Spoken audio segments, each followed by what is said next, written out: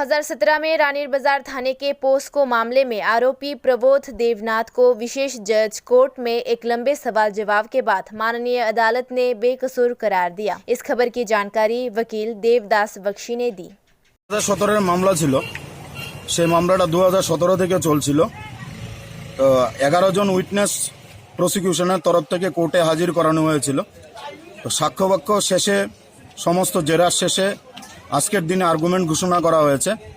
আর্গুমেন্টে এই জিনিসটা বলা হয়েছে যে আমার মক্কেল সম্পূর্ণভাবে নির্দোষ ছিল এবং এই ঘটনার সঙ্গে জড়িত ছিল না।